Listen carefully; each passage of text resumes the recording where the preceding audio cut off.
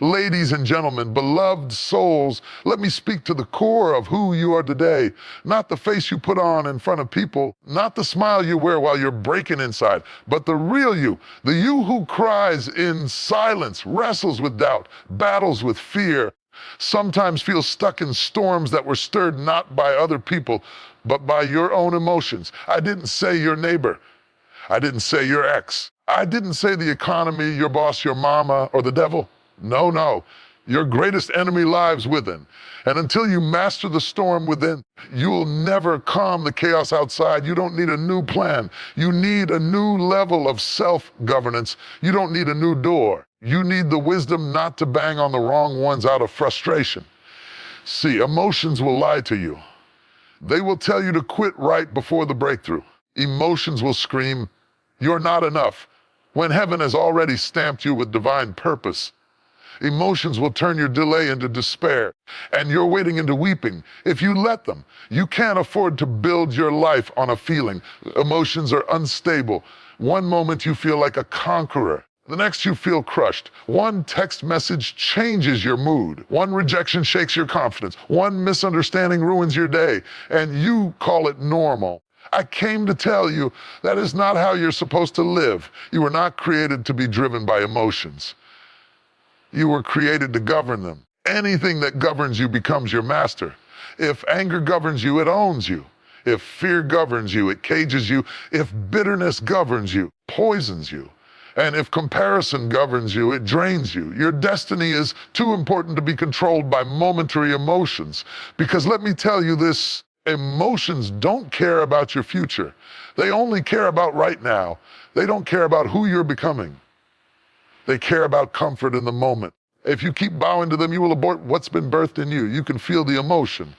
Yes, but you cannot follow it. You can acknowledge it, but you cannot allow it to lead. Some of the worst decisions you ever made were made when you felt something strong, but you lacked clarity. Don't let what you feel cost you what you've been building. There comes a point when you've got to say, I respect how I feel. I choose how I live. Discipline over emotion, purpose over pain, calling over comfort, wisdom over reaction. Because listen, maturity isn't the absence of emotion. Maturity is mastery over emotion. Can you hold your peace when chaos is raging? Can you wait when you want to rush? Can you love when you feel like lashing out? Can you stay planted when your emotions are screaming for you to run? So no, it's not them. It's not life. It's not even the devil. The biggest enemy you'll have to defeat is not out there. It's in here. War you fight is on the battlefield of the soul. And when you learn to conquer yourself, there's nothing left that can conquer you. When you bring them under submission, when your spirit starts leading and not your feelings, that's when freedom begins. That's when wisdom flows. That's when power rises. That's when your next season opens. There comes a point in every life where the truth must be faced, not with fear, with fierce honesty. And one truth that so many people overlook, one truth that so many dance around, but must be confronted, is this: your emotions, real or unstable, and they make unreliable leaders. We live in a world that constantly tells you to follow your heart, go with your gut, trust your feelings, as if your emotions are always in alignment with your destiny. But the truth is, your emotions are fickle. They shift like the wind. They change based on your circumstances, your hormones, your environment, your experiences, even your sleep schedule. And yet so many are building marriages, making major life decisions, walking away from assignments, and destroying divine connections, all because of what they felt in a moment. Let's make it plain. Emotions are indicators, not instructors. They are messengers, not masters. They were never meant to sit in the driver's seat of your life. And when you allow your emotions to lead, you'll end up in places God never intended you to go. Think about it. One moment you feel hopeful, energized, on fire for your vision. And then out warning, the next day you feel discouraged, doubting everything you once believed in. And what changed? Not your calling, not your capacity. Not your character, only your emotions. That's how volatile they are. That's how unpredictable they can be. People don't fail simply because they didn't have the tools. They failed because they lacked emotional stability. They couldn't keep building when they no longer felt inspired. They couldn't stay committed when they no longer felt excited. They abandoned what was sacred because they didn't feel supported. But feelings are not facts. They can whisper lies that sound like truth when you don't know how to separate impulse from instruction. They are deeply persuasive. They can convince you that you're unloved even when you're surrounded by love. They can convince you to quit even when you're one step away from breakthrough. They can make you jealous of someone who isn't even your competition. They can drive you to sabotage your own joy out of fear of being hurt again. That's why you cannot live according to what you feel. You must live according to what you know. You must be grounded in principles, not emotions. You must be led by wisdom, not feelings. Wisdom is anchored. Wisdom is consistent. Wisdom doesn't shift because someone didn't speak to you this morning. Wisdom doesn't collapse just because you got bad news. Wisdom stays even when emotions run. Some of the worst decisions you've ever made, can we be real, were made when you were overly emotional. You said too much because you were angry. You walked away too soon because you were offended. You pushed away people who were trying to help you because you were afraid. You shut down opportunities because you were insecure. That's the danger of allowing emotions to steer your ship. They'll take you off course and leave you stranded in storms you didn't have to be in. Now listen, I'm not saying emotions are evil. Emotions are a part of your humanity. You're not supposed to ignore them. You're not called to suppress them. You are called to manage them. You are called to lead yourself even when your emotions are loud, because your assignment doesn't pause just because you're having a bad day.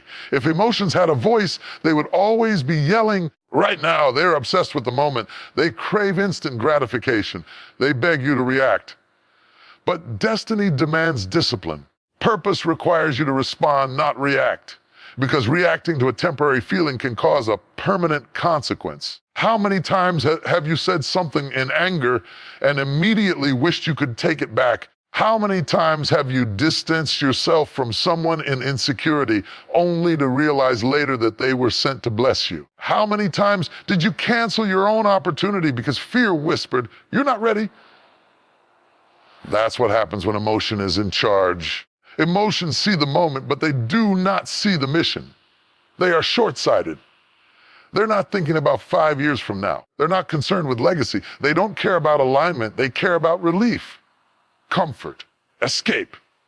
But you cannot build a legacy on comfort. You cannot fulfill a calling through escape. You will never see the full picture if you're always chasing what makes you feel good rather than what keeps you grounded. That's why emotional discipline is not optional. It's essential. You must develop the strength to sit with an emotion and not be controlled by it. You must become the kind of person who can say, "I feel fear, but I will still move forward. I feel anger, but I will not let it poison my mouth. I feel loneliness, but I will not compromise for company." So the next time emotion rises up and tries to hijack your spirit, pause. Breathe. Ask yourself, is this emotion telling the truth, or is it just loud? Because loud doesn't mean correct, and urgent doesn't mean wise. You were not born to be tossed by every wave of feeling. You were born to stand, to lead, to walk in clarity, not confusion. You must train your soul to submit to truth over feelings. You must choose what's right, not what's easy. You must value legacy over momentary satisfaction. It's easy to point the finger. It's easy to blame your past, your upbringing, your environment, your enemies, the haters, the ex, the economy, the culture. It's easy to say, if they didn't do this, I would be further. If life had been fair, I'd be better. If I hadn't been betrayed, I'd be thriving. It's not the people around you. It's the thoughts within you. It's not the weapons formed against you. It's the war you're waging within yourself. It's not what they did to you. It's how you've let it shape the way you see yourself. Yes, there are forces in this world that oppose you. Yes, life has thrown you blows that you didn't deserve. Yes, people have let you down, hurt you, walked away, misunderstood you, and misused you. But even after they left, even after the storm passed, even after the situation ended, you were still stuck. Why? Because the real enemy didn't walk away. The real enemy took up residence in your mind. The biggest strongholds are not physical prisons. They are mental ones. The bars of fear, the chains of insecurity, the echo of I'm not good enough, the shadow of past trauma, the whispers of shame, the voice that tells you, don't try, you'll fail again. Those are the battles that leave people stuck for years. Not because they're not capable, not because they don't have potential, but because the fight within them is louder than the opportunity in front of them. That's why some people sabotage blessings. That's why they walk away from healthy love. That's why they quit before the breakthrough. That's why they numb themselves, hide themselves, or shrink themselves, not because of the devil outside, but because of the doubt inside. The mind becomes the battlefield. And until you win there, you'll lose everywhere. See, when you don't deal with your internal battles, you become your own resistance. You become the wall you keep hitting. You become the voice of limitation. And no matter how many doors open, no matter how many people encourage you, no matter how much potential surrounds you, you will find a way to disqualify yourself. Because when you are at war with you, no one else has to fight you. You're doing all the work yourself. This is the unseen battle. This is the war behind the smile. This is the struggle no one sees on Instagram. This is the pain that doesn't show up in your outfit, lives in your thoughts. And here's the powerful thing about it, because the battle is internal, so is the victory. That means you don't have to wait for the world to change. You don't have to wait for the apology that may never come. You don't have to wait for someone to rescue you. You don't have to wait for the right time or the perfect conditions. The moment you decide to confront the war inside, the process of freedom begins. Some of you think you're stuck because of lack of opportunity, but the truth is, you're stuck because of internal hesitation. You keep second-guessing yourself. You keep underestimating what you carry. You keep rehearsing what went wrong instead of declaring what can go right. That's not life. That's not fate. That's not God holding you back. That's a battle in your soul, and until you face it, you'll keep calling delay what is actually internal sabotage. That inner battle, the one between fear and faith, between flesh and spirit, between past pain and future promise, that is the greatest war you'll ever fight. Because once you win there, you'll stop retreating. You'll stop shrinking. You'll stop waiting for the stars to align before you move. You'll understand that real power isn't just in being strong, it's in being aligned. Your greatest enemy isn't external criticism, it's internal confusion. It's not the betrayal, it's the bitterness. It's not their rejection, it's your resentment. It's not the closed door, it's your unwillingness to try again. If the enemy can convince you that you are not enough, he doesn't have to do anything else, you'll do the rest. That's why healing is a responsibility. That's why mental clarity is a weapon. That's why you can't afford to ignore the unrest in your soul. Because what you don't confront will control you. What you don't deal with will deal with you. And sometimes the greatest act of spiritual warfare isn't casting out demons. It's casting down imaginations. It's silencing the voice that tells you to stay broken. It's dethroning the lies that have sat too long in your thinking. There is a you that's buried beneath the weight of old wounds. There is a you that has never been fully unleashed because you've been too busy surviving the internal war. Now is the time to stop blaming the outside world and start taking dominion over your inner world. The enemy may form weapons, but they don't have to prosper unless you hand them over to him by quitting on yourself. You win by refusing to let emotions lead truth. You win by speaking life when your thoughts speak death. You win by showing up for yourself even when your feelings tell you to stay down. You win by renewing your mind day by day, moment by moment, choice by choice. You win by standing on what's unshakable, even when everything inside you is shaking. Because when peace becomes your position and faith becomes your focus, the storms within begin to still. Once the storm within you is still, nothing outside of you can truly shake you. So the next time you find yourself asking, what's holding me back? Don't look around, look within. The enemy you must conquer is not on the outside of your house. He's knocking on the doors of your mind, your beliefs, and your identity. And when you rise up with clarity, authority, intention to fight back, not with weapons, but with truth, you will walk in the kind of freedom that no circumstance can steal. You will rise above drama. You will stop needing validation. You will stop being reactive. You will start being rooted. And that, my friend, is the beginning of real victory. Destiny is not cheap.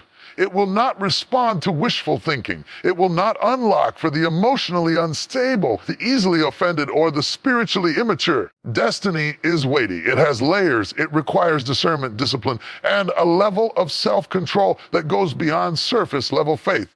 And if you're going to carry the mantle of your purpose, if you're going to walk in the full measure of who you were created to be, you must come to terms with this unshakable truth. You cannot walk in authority if your emotions keep dragging you out of alignment. You cannot lead others if you cannot first lead yourself. You cannot steward blessings if you crumble every time someone tells you. No, there's a level of purpose that will remain locked until you develop the emotional fortitude to handle what comes with your calling. Because, let's be honest, it's not the calling that breaks most people, it's the pressure that comes with it. It's not the opportunity that overwhelms them, it's their lack of internal structure. And so, even though the door was open, they couldn't walk through it. Even though the platform was prepared, they couldn't sustain it. Not because they lacked talent, but because they lacked emotional maturity. You will be put in situations where your name is slandered and your heart wants to retaliate, but your assignment demands silence. You will encounter delay. Your flesh will scream for shortcuts, but your purpose requires patience. You will face betrayal. Your emotions will beg for revenge, but your destiny will whisper, forgive, forgive, and keep building. That is the language of maturity. Too many people are gifted but not grounded, anointed but emotionally erratic, called but still caught up in childish responses. And the truth is, until your character can catch up to your calling, you'll keep going in circles.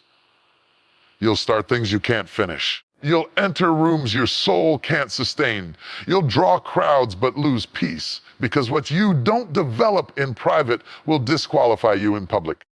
Your destiny isn't just about what you do. It's about how you carry yourself as you do it. Can you handle the pressure? Can you be consistent when applause fades? Can you be trusted with influence without letting pride take over? Can you be corrected without becoming offended? These are not soft questions. These are destiny-defining questions, because purpose is not sustained by passion alone. It is sustained by maturity. Emotional maturity is the ability to feel deeply but respond wisely. It's not the absence of emotion. It's the mastery of it. It's the ability to choose purpose over impulse, truth over reaction, vision over vengeance. Maturity says, I could respond in anger, but I won't clap back, but I'm focused. I could shut down, but I've come too far to go silent now. Oh, see, some of us have been delayed not by the enemy, by our own emotions. Offense took you out of position. Insecurity made you question your assignment. Comparison robbed you of gratitude. Anxiety caused you to delay obedience. And you keep calling it warfare, but really, it's a lack of emotional maturity. Destiny will never give full access to someone who cannot manage what they feel, because you can be anointed and still be dangerous to yourself. You can be favored and still sabotage your own future. You can be chosen and still forfeit it through emotional recklessness. Let's be clear, maturity is not a mood. It's not a vibe. It's not a social media aesthetic. It's how you show up when nobody is watching.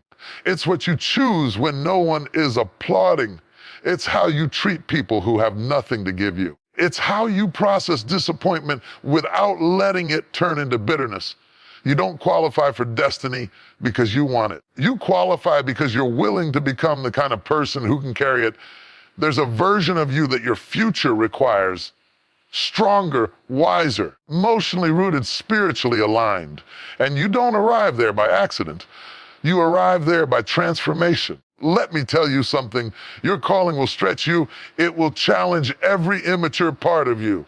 It will confront your ego, your impatience, your sensitivity, your fear, because the weight of purpose cannot rest on fragile emotions. You've got to be able to handle being overlooked without folding.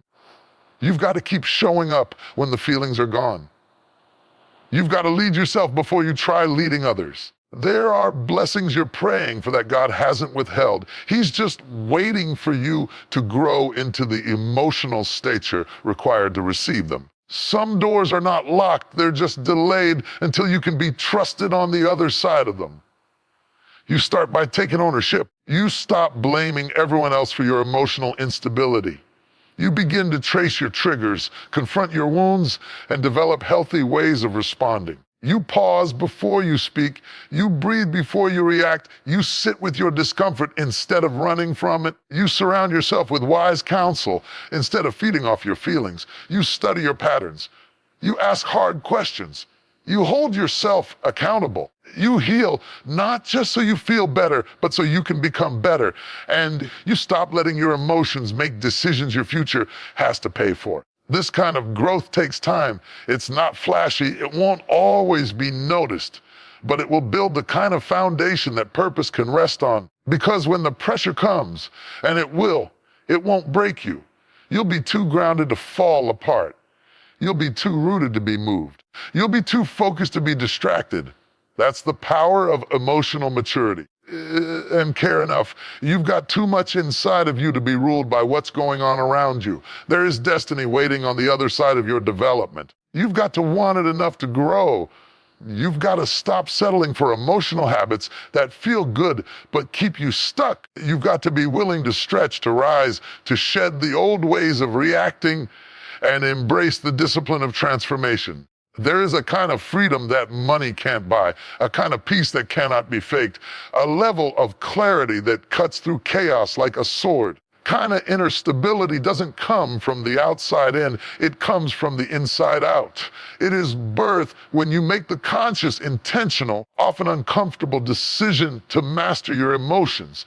Because let me tell you something, emotions make wonderful messengers, but terrible masters. When emotions rule, life feels foggy, choices feel heavy. You feel pulled in every direction by things you can't explain. You find yourself reacting instead of responding, exploding instead of reflecting, isolating instead of communicating. That's not freedom. That's bondage dressed up in a temporary mood swing.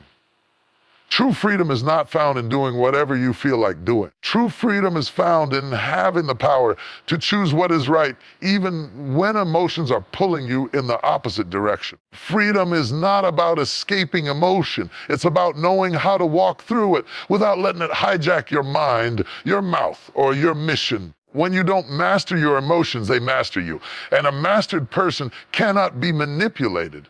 A stable person cannot be baited. A focused person cannot be shaken by every wave of feeling. Some people aren't walking in freedom, not because the prison door is locked, because they've handed the keys over to their feelings. Their anger controls their actions. Their fear dictates their decisions. Their insecurity filters every relationship.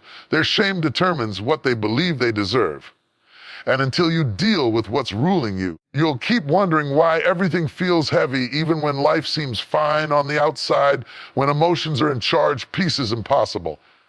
Why? Because peace requires stillness. But emotions, especially unmanaged ones, thrive on noise. They're loud. They stir up fear, resentment, regret, jealousy, confusion. They cloud your thinking. They keep you reliving old wounds and imagining disasters that haven't even happened. And when you live under that storm cloud long enough, you start to mistake the chaos for normal. You start building a life around emotional instability and calling it who I am. But hear me, you are not your emotions. You have them, but they are not your identity. They are signals, not instructions. Feelings may rise, but they don't have to reign. You don't have to follow every emotional wave. You don't have to react to every spark of offense. You don't have to spiral into every anxious thought. There is a place within you where stillness can grow, where clarity can lead, where truth can anchor you. You will never find it until you take back authority over your emotions. Mastering your emotions is not about being numb. It's not about pretending you don't feel. It's about maturing to the place where you recognize what you feel, but still move according to wisdom. You can acknowledge your pain without becoming paralyzed by it. You can admit your fear and still walk in faith. You can feel overwhelmed and still remain anchored in truth. It's choosing not to send that angry text. It's biting your tongue when your pride wants to speak.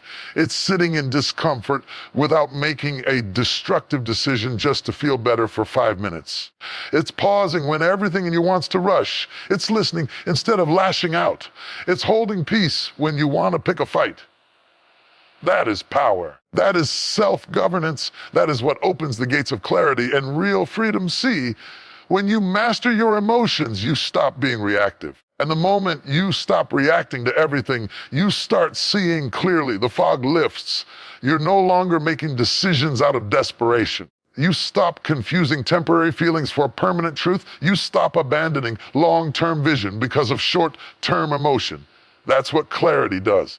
It repositions you. It restores you. It allows you to discern the difference between what feels urgent and what is truly important. Clarity cannot dwell in emotional chaos. When your emotions are unchecked, your discernment is off. You misread people.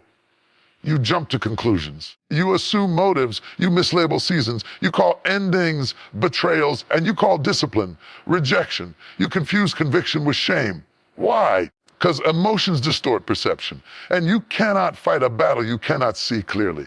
When you are emotionally mature, you don't chase peace, you create it. You don't wait for the storm to calm. You anchor yourself while it rages. You don't need everyone to like you, affirm you, or agree with you.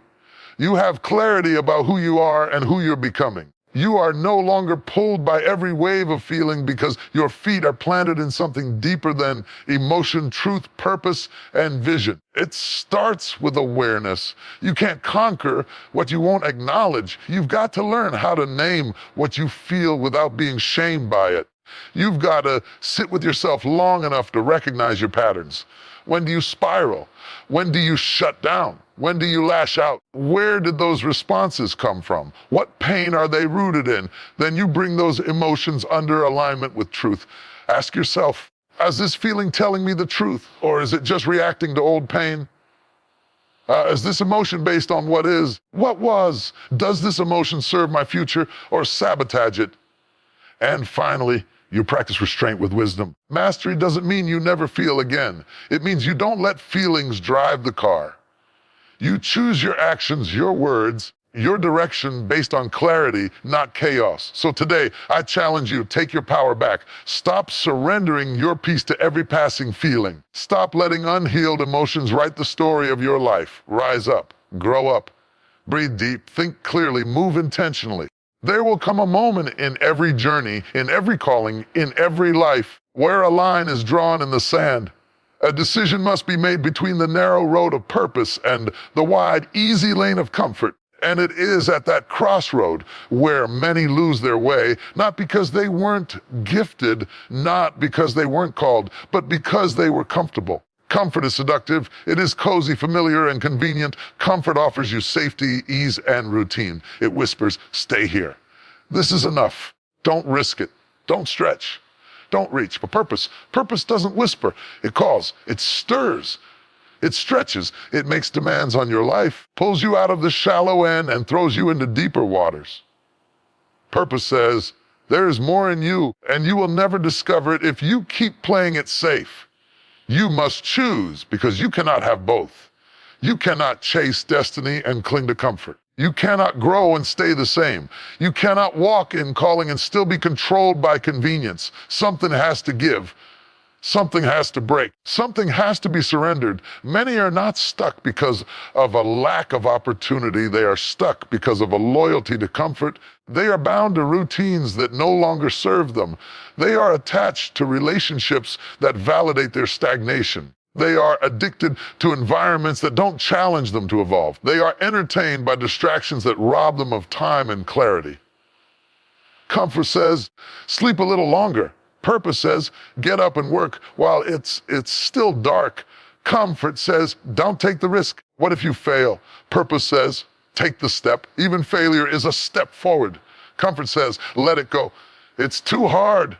Purpose says, endure. There is glory in the grind. And the problem is, too many are sacrificing purpose for comfort. They're giving up long-term transformation for short-term ease. But you can't birth greatness in the womb of convenience. Every time you choose to stay where it's familiar, you delay what's forming inside you. Purpose demands movement. It requires stretching. It will take you out of what's predictable and lead you into what's possible. Don't you see? Destiny doesn't dwell in comfort zones. Growth doesn't happen in places where you're never challenged. Anointing doesn't flow through complacency. The doors you're praying for don't open in the land of comfort. They open in the land of courage, faith, obedience, and sacrifice. That's why so many feel stuck, not because they're not called, but because they refuse to be inconvenienced. They want elevation without endurance. They want fruit without discipline. They want legacy without leaving anything behind. You cannot take hold of what's ahead while clinging to what's behind. You cannot climb higher while refusing to let go of the ground you've known. It will cost you time, comfort, and people who don't understand your calling. It will cost you old habits, limited thinking, and sometimes even your reputation. It will never cost you who you are. In fact, purpose is the one thing that introduces you to your true self. The self that lives beyond comfort, self that survives the pain, the self that endures the pressure, the self that embraces the weight of calling and refuses to break. Every time you choose comfort, you silence the voice of purpose. You tell your calling, you can wait. You tell your gift, you're not needed right now. You tell your future, I'm too tired, I'm too busy, I'm too afraid. But time is moving, purpose is waiting. And there is someone on the other side of your obedience who is waiting on you to wake up from the illusion of comfort. You see, comfort is a liar. It tells you this is all there is. It convinces you that peace means passivity, that rest means retreat, that ease means alignment. Comfort is not your friend when it becomes a cage. What once was a safe space becomes a holding cell. And you keep calling it home when it's really a hiding place. Purpose won't let you hide. Purpose will find you in your excuses. It will stir you when you try to settle. It will visit you in the middle of the night and whisper, you were made for more. It will disrupt your comfort just to reawaken your courage. It will strip away what you thought you needed just to show you what was actually inside you all along. If you want to grow, you must become uncomfortable. You must choose the difficult conversation over silent resentment. You must choose the early morning discipline over late night distractions. You must choose the narrow path, the lonely season, the stretching place, because that is where your character is forged. That is where clarity is born. That is where strength is developed. God does not call you to comfort. He calls you to become. And becoming is messy. It's uncomfortable. It requires faith in moments where there is no evidence. It demands surrender in places where you want control. It asks you to walk forward, even when your feelings want to run away. Are you going to stay where it's comfortable? Or are you going to rise where it's purposeful? Are you going to settle for predictable, or are you going to stretch into the unknown? Are you going to keep circling what feels safe? Or are you going to walk into what's sacred? Purpose doesn't show up all dressed up in lights and applause. It shows up in discipline, shows up in obedience. It shows up in those little moments when you choose growth over ease, when you show up despite fear, when you stay faithful even when no one is watching. When you choose purpose, comfort may leave, but fulfillment will find you, clarity will find you, joy will find you. Power will find you, and everything you thought you were giving up will be replaced by something far greater. You can have talent, you can have influence, you can have resources, but if you don't know how to govern yourself, you will lose battles that were already yours to win. You will forfeit blessings that had your name on them. You will keep repeating cycles that keep you bound, not because the enemy is stronger, because your emotions are louder than your discipline. We don't talk about this enough, but the truth is, many people are praying for wins when what they really need is governance. They are asking God for increase while leaking power through emotional instability, impulsive decisions, and undisciplined living. They are ready for new seasons, but haven't built the inner structure to carry the weight of what they're asking for. And so the prayer goes unanswered, not because they aren't called, but because they aren't governed. You cannot rule over anything you refuse to rule within. You cannot lead others if you cannot first lead you, because your greatest victory will never be over your enemies. It will always be over yourself. Self-governance is the ability to tell yourself no when everything in you wants to say, wise. It's the internal strength to delay gratification in the name of greater gain. It's knowing how to manage your time, your mouth, your emotions, your thoughts, your reactions, your hunger, your desires, and your weaknesses. Governance is not self-hate. It's not self-denial. It's self-leadership. It's spiritual maturity in action. The lack of self-governance is why great people fall. Not because they weren't favored. Not because they weren't gifted, because they lack the internal controls to manage the external pressures. Let's be honest, life will not always give you favorable conditions. People won't always treat you fairly. The world doesn't always make sense. But what gives you the edge isn't what happens around you. It's what's built inside you. If your character is strong, your mind is renewed, your emotions are aligned, and your decisions are measured, then nothing on the outside can take you down. The people who rise in every generation, the leaders, the builders, the healers, the changers, the visionaries, they are not the ones who had the easiest path. They are the ones who had the strongest internal compass. They learned the art of self-mastery. They understood that true power begins when you learn to rule over yourself. You cannot cast down external enemies if you're bowing to internal ones. The undisciplined mind becomes the playground of the enemy. The ungoverned appetite becomes a door to bondage. The impulsive heart becomes a thief of destiny. So don't tell me how great your vision if you won't wake up early to work on it. Don't tell me you're called to greatness but refuse accountability. Don't tell me you're building legacy but still keep feeding the habits that are killing your momentum. Victory begins in how you govern your thoughts, because your thoughts shape your reality. You cannot think defeat and live in triumph. You cannot meditate on fear and move in faith. You must choose the thoughts that align with your destiny and cast down anything that does not.